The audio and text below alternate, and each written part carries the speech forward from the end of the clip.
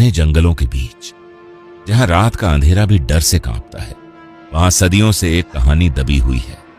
एक ऐसी कहानी जिसे सुनकर आज भी गांव के लोग अमावस्या की रात घर से बाहर निकलने की हिम्मत नहीं करते।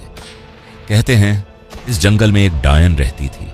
वह इंसानों का रूप लेकर लोगों के बीच रहती थी, उनसे दोस्ती करती थी, यहां तक कि उनसे शादी भी करती थी। लेकिन जब अमावस्या की रात आती तो वही औरत एक भयानक डायन बन जाती और फिर शुरू होता था खून, तंत्र और बलि का खेल।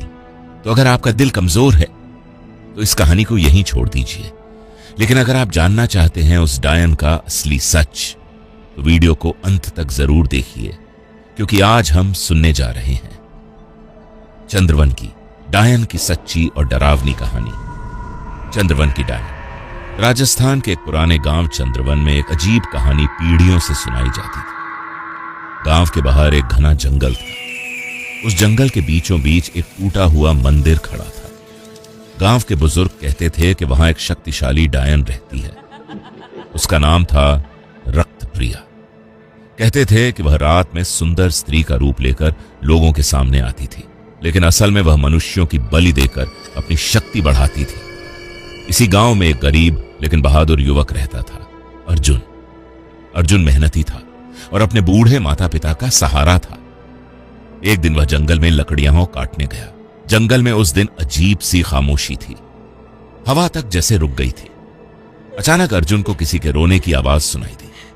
वह आवाज का पीछा करते हुए एक पुराने मंदिर के पास पहुंचा। वहां उसने देखा कि एक बेहद खूबसूरत लड़की जमीन पर बैठी रो रही थी। उसके लंबे काले बाल थे और उसने लाल साड़ी पहन रखी थी। अर्जुन ने पूछा, तुम कौन हो? यहां जंगल में अकेली क्यों हो?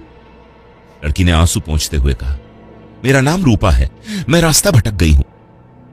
अर्जुन को उस पर दया आ गई। उसने कहा, चलो मैं तुम्हें गांव तक छोड़ देता हूं। लेकिन लड़की ने धीरे से कहा, मेरा कोई घर नहीं है। उसकी बात सुनकर अर्जुन का दिल पसीज गया। उसने उसे अपने घर ले जाने का फैसला किया। गांव वालों को जब यह बात पता चली तो वे हैरान हो गए, क्योंकि किसी ने उस लड़की को पहले कभी नहीं देखा था। लेकिन उसकी सुंदरता देखकर कोई कुछ नहीं बोला।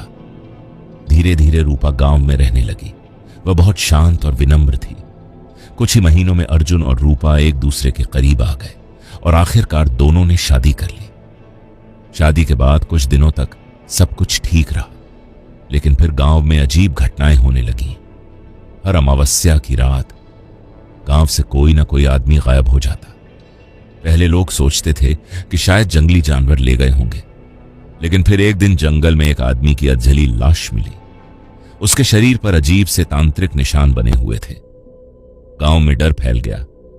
लोगों को शक होने लगा कि कोई तांत्रिक बलि दे रहा है। इसी बीच अर्जुन ने भी एक अजीब बात नोटिस की। हर अमावस्या की रात रूपा घर से गायब हो जाती थी। जब वह सुबह लौटती तो उसके कपड़ों पर मिट्टी और राख लगी होती। अर्जुन को कुछ समझ नहीं आ रहा था। एक रात उसने फैसला किया कि वह रूपा का पीछा करेगा। अमावस्या की रात थी। आसमान में चांद नहीं था। पूरा गांव अंधेरे में डूबा हुआ था। रूपा चुपचाप घर से बाहर निकली। अर्जुन भी उसके पीछे पीछे चल पड़ा। वह सीधे उसी जंगल की तरफ जा रही थी जहां अर्जुन ने उसे पहली बार देखा था। जंगल के बीचों बीच वही पुराना मंदिर था। रूपा मंदिर के अंदर चली गई। अर्जुन धीरे धीरे दरवाजे तक पहुंचा और अंदर झांका, और जो उसने देखा उसे उसका खून जम गया। मंदिर के बीचों बीच एक आदमी बंधा था हुआ था और रूपा उसके सामने खड़ी थी, लेकिन अब उसका रूप बदल चुका था। उसकी आंखें लाल थीं, दांत नुकीले थे और उसके बाल हवा में लहरा रहे थे। वह किसी अजीब भाषा में मंत्र पढ़ रही थी। फिर उसने एक खंजर उठाया और अगले ही पल उस आदमी की बलि दे दी। अर्जुन के पैरों तले जमीन खिसक गई। उसे समझ आ गया कि उसकी पत्नी एक डायन है। वह डर के मारे पीछे हट गया, लेकिन तभी रूपा की नजर उस पर पड़ गई। वह जोर से हंसने लगी। तो तुमने सच देख लिया? अर्जुन कांपते हुए बोला। तुम कौन हो? वह धीरे धीरे उसके पास आई और बोली, मैं वही हूं जिससे इस गांव के लोग सदियों से डरते हैं, रक्तप्रिया। अर्जुन का दिल बैठ गया। डायन ने मुस्कुराते हुए कहा, मैंने तुमसे शादी इसलिए की ताकि गांव के लोग मुझ पर शक न करें। फिर उसने ठंडी आवाज में कहा, और अब अगली बलि तुम्हारी होगी। अर्जुन तुरंत भागने लगा, लेकिन डायन ने अपने हाथ उठाए और अचानक हवा का तेज झोंका उठा। अर्जुन जमीन पर गिर गया। डायन उसकी तरफ बढ़ने लगी, लेकिन तभी मंदिर के बाहर गांव के लोग मशाल लेकर आ गए, क्योंकि अर्जुन भागते हुए गांव पहुंच गया था और उसने सबको सच्चाई बता दी थी। गांव वालों के साथ एक तांत्रिक बाबा भी आए थे। उन्होंने तुरंत मंत्र पढ़ना शुरू किया। डायन जोर जोर से चीखने लगी, उसकी ताकत कम होने लगी। तांत्रिक ने जमीन पर एक पवित्र चक्र बनाया और जोर से मंत्र पढ़ा, अग्नि शक्ति से इस दुष्ट आत्मा का अंत हो। अचानक मंदिर के चारों तरफ आग की लपटें उठने लगी। डायन तड़पने लगी। वह चिल्लाई, मैं वापस आऊंगी। लेकिन कुछ ही सेकंड में उसका शरीर राख बन गया। उस रात के बाद गांव में कभी कोई गायब नहीं हुआ, लेकिन गांव के बुजुर्ग आज भी कहते हैं, अमावस्या की रात उस पुराने मंदिर के पास से गुजरते समय कभी कभी एक औरत की हंसी सुनाई देती है, जैसे वह अब भी कहीं जिंदा हो। उस रात के बाद गांव में सब कुछ शांत हो गया।